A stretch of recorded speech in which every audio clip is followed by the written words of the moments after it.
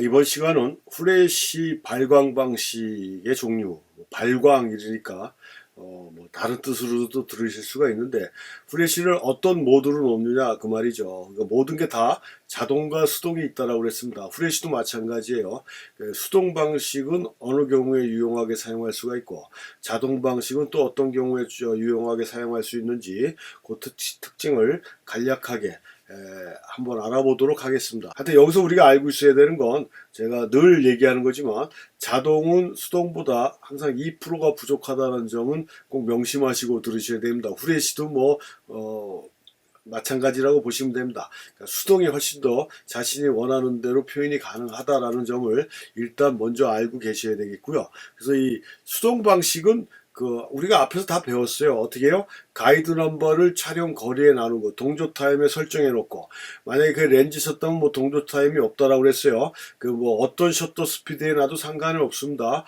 거리로 빛을 조정해 주는 거기 때문에. 그래서 가이드 넘버를 거리로 나눠서 찍으면 그게 수동 방식이라고 그랬어요. 수동 방식.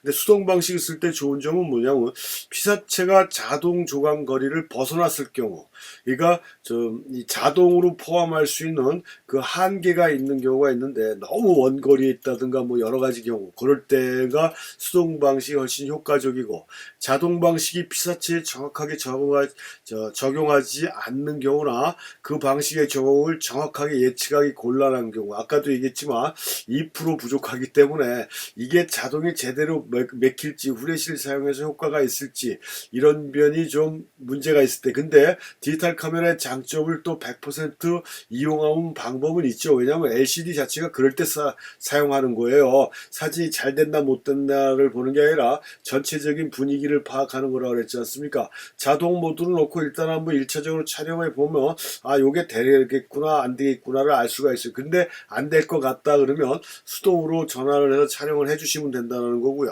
피사체가 검은색이나, 그러니까 빛을 많이 흡수하는 검정색이나, 또는 반사가 심한 흰색 물체처럼 콘트라스트 차가 아주 심한 경우에는 자동은 그런 대상을 인식하지 못하고 똑같이 후레쉬가 터지잖아요. 그러니까 그런 면에서 문제가 있기 때문에, 이럴 때는 또 수동으로 돌려주는 게 좋고요.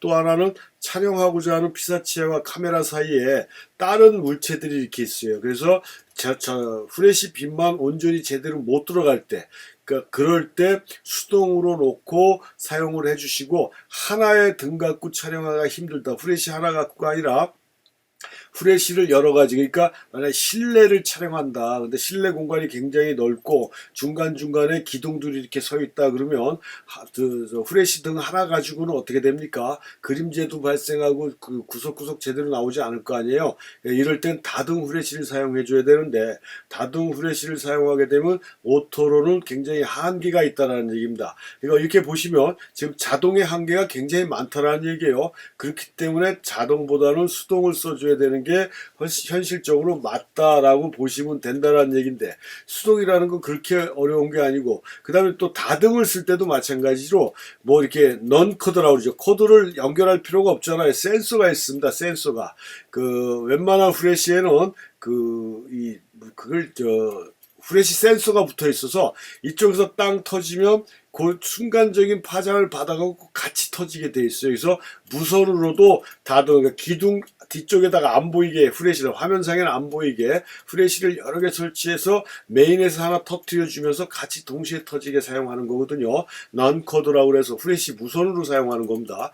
이런 식으로 요즘 후레쉬들은 그런 동조 센서가 있기 때문에 더 편리하게 사용이 가능하다, 다등이 수동으로 사용할 때도. 그런 점을 이해를 하시면 되겠는데, 물론 지금 제 사진을 배우는 입장에서 다등 후레쉬까지 쓸 일은 없겠지만 참고로 생각을 하시면 돼요. 나중에 이런 경우가 생겼을 때, 후레쉬를 여러 개 써갖고 한번 촬영을 해봐야 되겠다라는 상황이 생기면 이렇게 이용을 하시면 된다는 얘기고요. 그럼 자동 방식은 어떨 때입니까? 다른 광원이 없이 후레쉬만 있을 때, 후레쉬 광원만 사용한다라고 했을 땐 하나하나 일일이 계산할 필요가 없이 광원이 자동으로 후레쉬가 터지기 때문에, 간단한 촬영 같은 경우에 가장 적합한 방법이 자동 후레쉬 광원이다 라고 보시면 되는데, 이 디지털에 와서는 요 면이 많이 좀 또 좋아졌어요. 우리가 그, 프로그램 모드가 있지 않습니까? 촬영 모드에. 이건 뭐 제가, 뭐 몇 번 지금 강조해갖고 또 말씀드리긴 뭐하지만, 기계에 대한 걸 별로 좋아하는 사람이 아니라, 내가 써본 것 말고는 잘 안 써보기 때문에 정확하게 말씀드릴 수가 없는데, 제가 이제 후레쉬를 쓸 때는, 프로그램 모드를 놔요. 오토 모드가 아니라 P 모드로 놓고 그 다음에 후레쉬 제가 쓰는 건 캐논 카메라니까 그 캐논 전용 후레쉬를 하슈에 달아가지고 ETTL 기능으로 놓습니다. 그러면 그 우리가 화이트 바란스 오토 모드로 해 놓으면 여러 가지 광원이 있어도 그 전체적인 광원에 가장 좋은 분위기로 만들어낼 수 있는 색온도로 자동으로 촬영을 해준다라고 그랬잖아요. 그러니까 프로그램 자동 모드에 놓고 그 다음에 후레쉬도 ETTL 모드라는 게 자동 모드라고 보시면 돼요. 놓으면은 자기가 촬영하고자 하는 공간에 다양한 광원을 종합적으로 계산을 해서 가장 분위기 좋은 광원으로 찍게끔 후레쉬가 터진다는 얘기. 그게 자동 방식이라고 보시면 되죠. 그래서 그걸 ETTL 기능이라고 그러고 니콘에서는 뭐 ITTL이라고 하는 것 같아요. 그러니까 이것도 마찬가지로 여러분들이 사용하는 후레쉬의 사용법하고 카메라의 사용법을 참고하시면 될 것 같습니다. 그래서 ETTL이나 니콘의 ITTL 기능이 있어 좀 더 편리하게 후레쉬 촬영을 해줄 수가 있다. 주변 광원들과의 조화를 이루어서 후레쉬 각에서는 아주 경직되고 딱딱한 광원이 아니라 조금 전에도 말씀드렸듯이 촬영하고자 하는 공간의 다른 광원과 조화를 이루게끔 후레쉬가 보조광 역할로 아주 충실하게 해주는 게 촬영 모드의 프로그램과 그 다음 후레쉬 모드의 자동 모드로 선택을 해놓고 찍으면 과거보다는 훨씬 부드러워져서 후레쉬 촬영하기가 굉장히 수월해졌다라는 얘기입니다. 그러니까 아주 예를 들면 결혼식 촬영 같은데 옛날 수동으로 할 때는 자동 모드가 이렇게 발전이 돼 있지 않을 때는 대부분 다 수동 모드로 촬영을 해요. 그래서